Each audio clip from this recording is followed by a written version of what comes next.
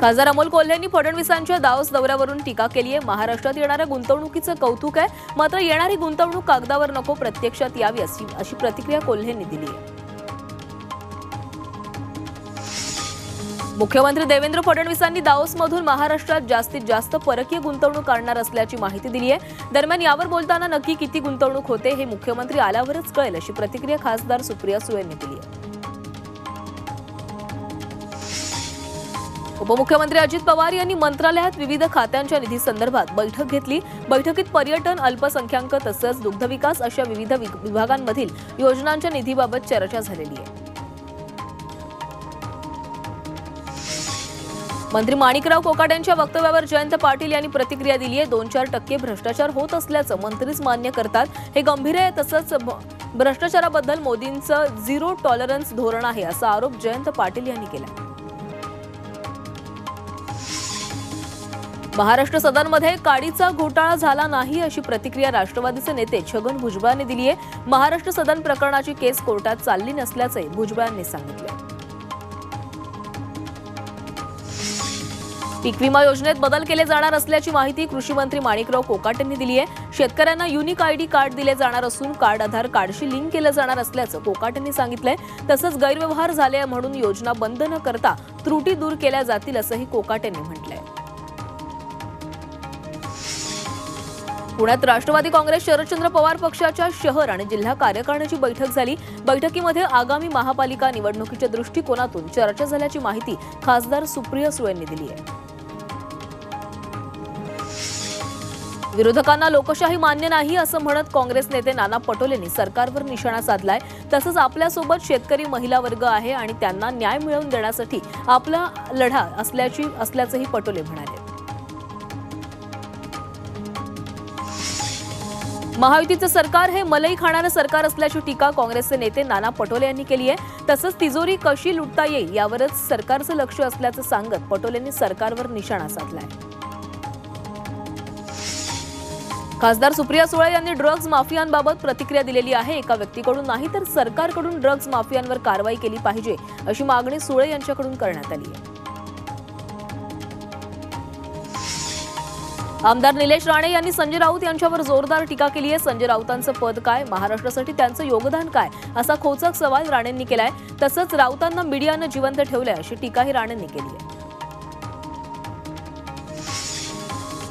संतोष देशमुख हत्या प्रकरणातील आरोपींचं सीसीटीव्ही समोर आलेलं आहे, त्यावर मनोज जरांगेंनी प्रतिक्रिया दिली आहे। काळ्या कारनाम्यांचा हा मोठा पुरावा असून जलद गतीने तपास करण्याची मागणी जरांगे यांच्याकडून करण्यात आली आहे। सरपंच संतोष देशमुख हत्या प्रकरणावरून काँग्रेस नेते नाना पटोलेंनी धनंजय मुंडेंवर निशाणा साधलाय। हत्या प्रकरणातील आरोपीचा सीसीटीव्ही समोर आलेला आहे, त्यावर बोलताना यामधील मुख्य सूत्रधार मंत्रिमंडळात सहभागी आहे असं वक्तव्य पटोले यांनी केलंय। बीड प्रकरणात धनंजय मुंडेंना कुठल्याही यंत्रणेनं किंवा कोर्टानं गुन्हेगार ठरवलेले नाही, त्यामुळे त्यांनी राजीनामा देणं गरजेचं नाही असं वक्तव्य राष्ट्रवादीचे नेते दिलीप वळसे पाटलांनी केलंय। तर याबाबत चौकशीतून सत्य समोर येईल असंही ते म्हणाले। वाल्मी कराडचा मुलगा सुशील कराडला कोर्टाकडून दिलासा मिळालाय। सुशील विरोधात गुन्हा सोलापूर हद्दीत येत नसल्यानं त्याच्यावर गुन्हा दाखल करता येणार नसल्याचा आदेश न्यायालयानं दिलाय।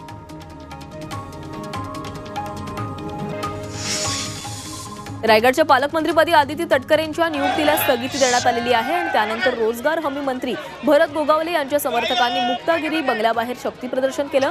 भरत गोगावलेंना रायगडचं पालकमंत्री करण्याच्या मागणीसाठी गोगावलेंच्या समर्थकांनी हुल्लडबाजी केली। रायगडच्या पालकमंत्रीपदाबाबत मुख्यमंत्री आणि उपमुख्यमंत्री निर्णय घेतील असं राष्ट्रवादीचे प्रदेशाध्यक्ष सुनील तटकरे यांनी स्पष्ट केलंय। तसंच मुख्यमंत्री नसताना राज्यात वाद निर्माण करणं योग्य नाही असंही तटकरे म्हणाले। गिरीश महाजन यांनाच नाशिकचं पालकमंत्रीपद मिळावं अशी इच्छा मंत्री चंद्रशेखर बावनकुळे यांनी व्यक्त केली आहे। कुंभमेळ्यात महाजनांनी याआधी चांगलं काम केलं असून 2026 मध्ये येणाऱ्या कुंभमेळ्यातही चांगलं काम करण्यासाठी त्यांनाच पालकमंत्रीपद मिळावं असंही बावनकुळे म्हणाले। पालकमंत्रीपदाबाबत मुख्यमंत्री दावोस दौऱ्यावरून आल्यावर निर्णय होईल अशी प्रतिक्रिया मंत्री शंभूराज देसाईंनी दिली आहे। तसंच पालकमंत्री आणि सहपालकमंत्री मिळून एक दिलानं काम करतील असा विश्वासही त्यांनी बोलून दाखवलाय। आरोपी अक्षय शिंदे एन्काउंटर प्रकरणी पोलिसांवर कुणाचा दबाव होता का असा सवाल खासदार अमोल कोल्हेंनी उपस्थित केलाय। तसंच दावोसवरून मुख्यमंत्री आल्यावर त्यांच्याकडून खुलासा मागावा लागेल असंही कोल्हे म्हणाले। आरोपी अक्षय शिंदेच्या फेक एन्काउंटरवर खासदार सुप्रिया सुळेंनी प्रतिक्रिया दिलेली आहे। फेक एन्काउंटर ही खूप चिंताजनक गोष्ट असून सगळे प्रश्न अस्वस्थ करणारे आहेत असं सुळे म्हणाल्या। सैफवर हल्ला करणाऱ्या आरोपीला बांगलादेशात जाण्यासाठी 50,000 पाहिजे होते, म्हणून त्यानं चोरीचा प्रयत्न केला अशी माहिती उपमुख्यमंत्री अजित पवारांनी दिली आहे। तसंच आरोपीला कुणाचं घर आहे याची कल्पनाही नव्हती असंही पवार म्हणाले।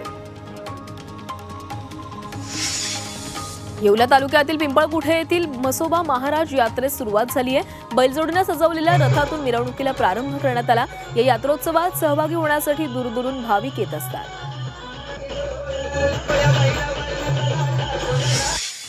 धुळे जिल्हा कारागृहामध्ये एका महिला कैद्यानं आत्महत्या केली आहे। 2 दिवसांपूर्वीच महिलेला न्यायालयीन कोठडी मिळालेली होती। आता महिलेच्या आत्महत्येनंतर नातेवाईकांनी मात्र पोलिसांवर आरोप केले।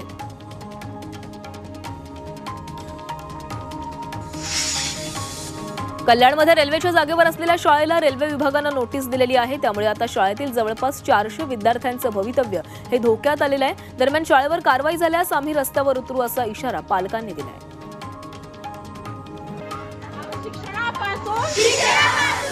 शक्तीपीठ महामार्गासाठी लातूर जिल्ह्यातील 500 हेक्टर भूसंपादन कारवाईला वेग आलेला आहे। लातूरच्या 21 गावांमधून शक्तीपीठ महामार्ग जाणार आहे आणि शेतकरी आणि कृती समितीकडून महामार्गाला कडाडून विरोध होतोय।